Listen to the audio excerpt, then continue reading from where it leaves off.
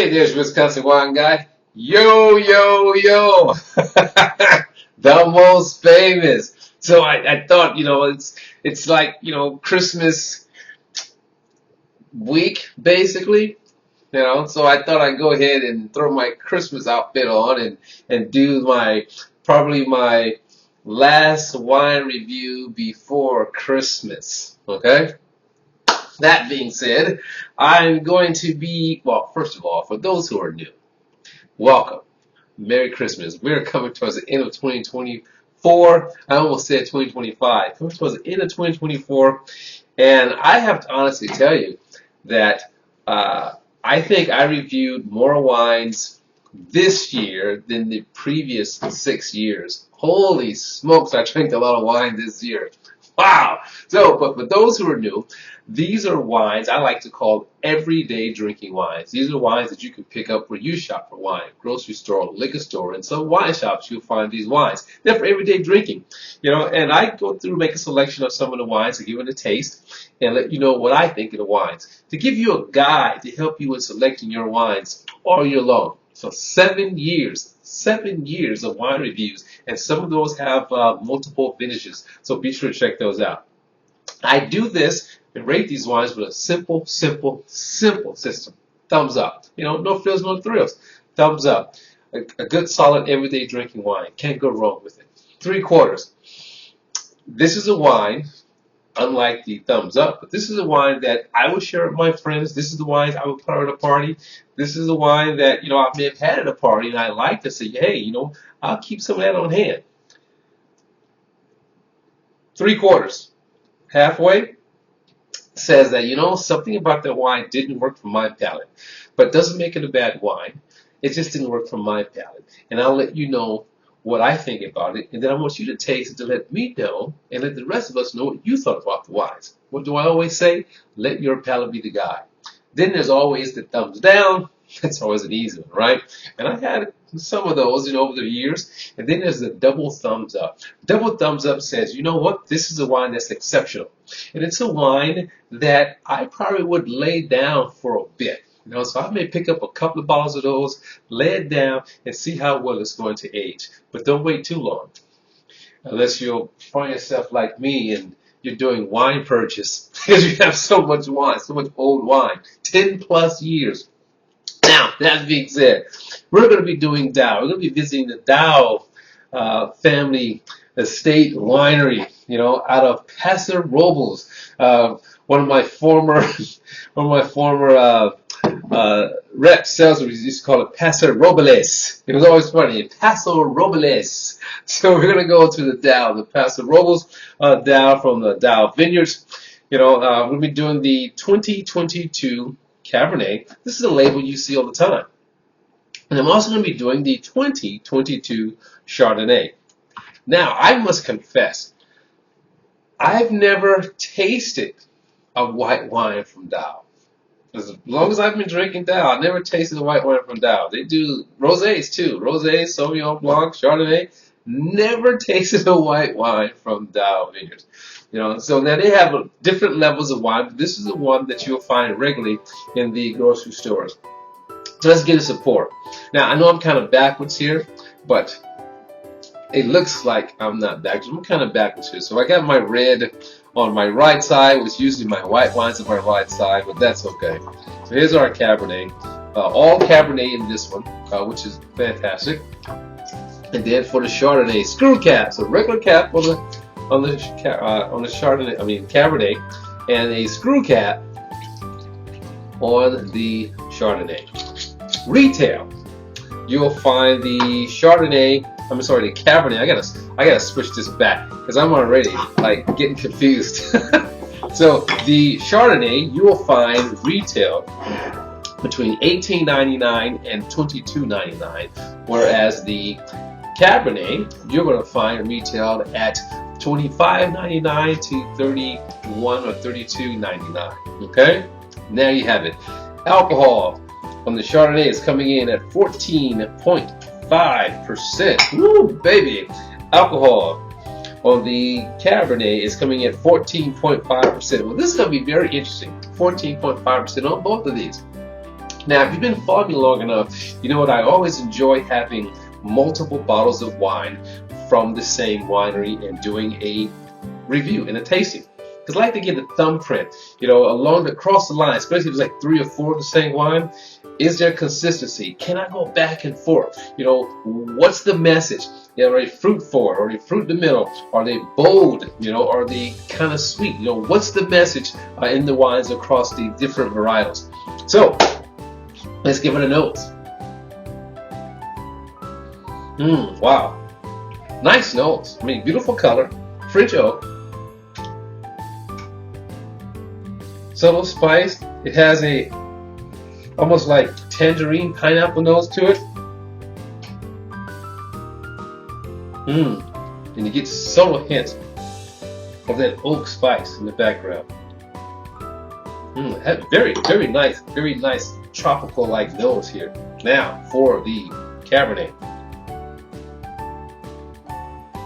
You know, I always enjoy drinking a wine that's the varietal and not a blend. I mean, that's always wonderful. Now the Cabernet, you get that wood spice, plum cherry.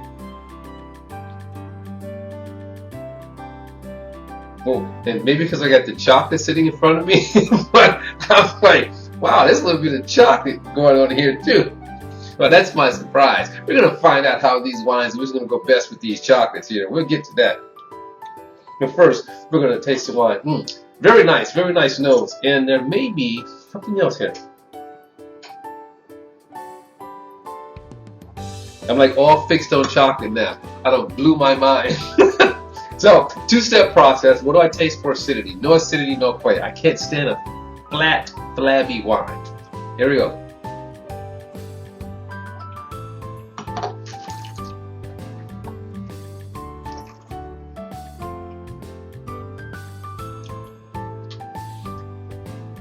All right. Good acidity. Now over the top, but very well blended in on my palate.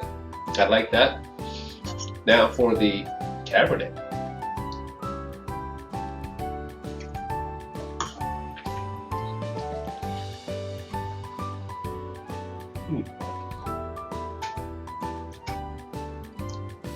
Again, good acidity.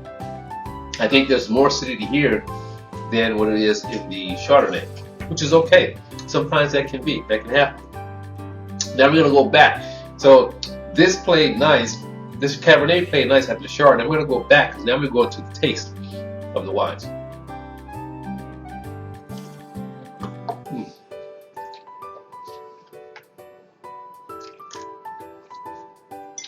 Let me go double on it. As I said, I got quite a bit more acidity coming off of the Cabernet, but that's all right.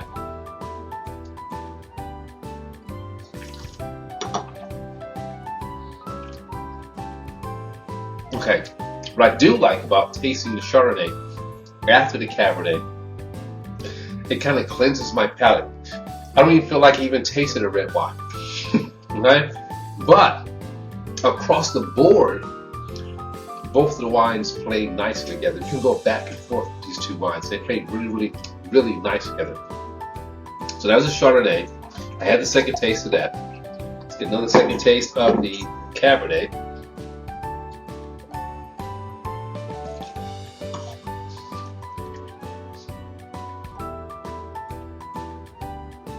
Now both very pleasant, easygoing, easy drinking wines. Okay, one that you can definitely sip. In addition to, you can enjoy with food.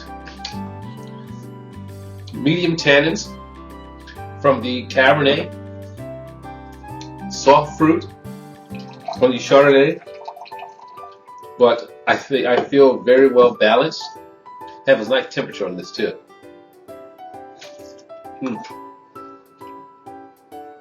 Okay, so the verdict is in on both of these.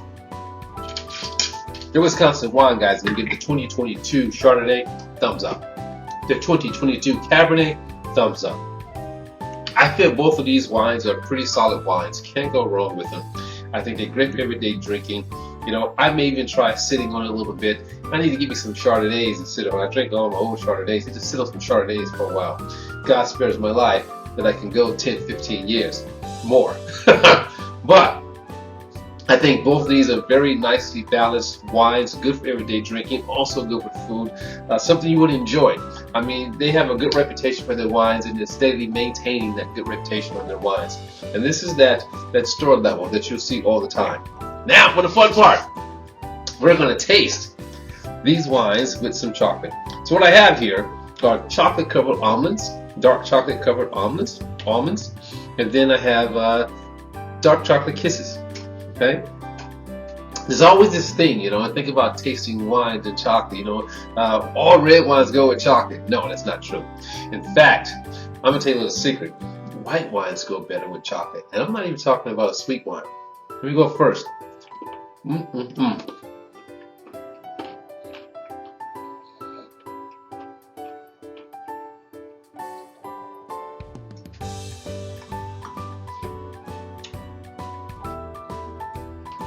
Okay, another sip.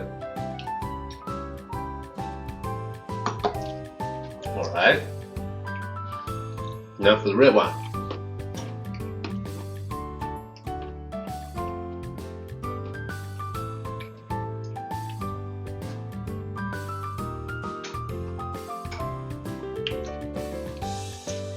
Another sip. Now, in this instance, both of these wines did great. It has the right amount of fruit in each of these wines, right amount of acidity in each of these wines. It doesn't overpower the chocolate. I like how it works well with the nut, that almond that's inside of the chocolate. You know, so they did very, very well with both of these wines. I think go either way with these. They had to choose one. I probably go with the Cabernet in this case, but they both did very well. Now, for the chocolate kiss, no nuts, just straight chocolate. Here we go. So it's more like a milk chocolate, this one, not a dark milk chocolate.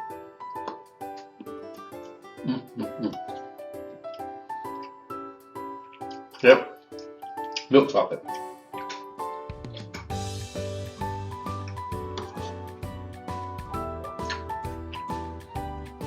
Okay. Cabernet.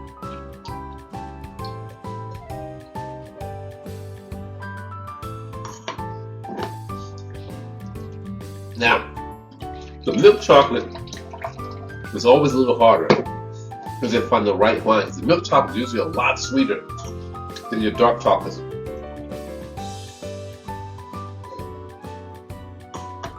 No, with the red, it thins out the red wine, thins out the Cabernet. But with the Chardonnay,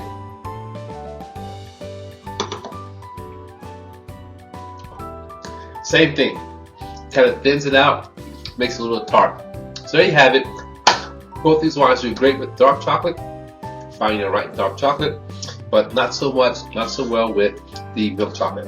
Which Wisconsin wine again, thumbs up for each of these.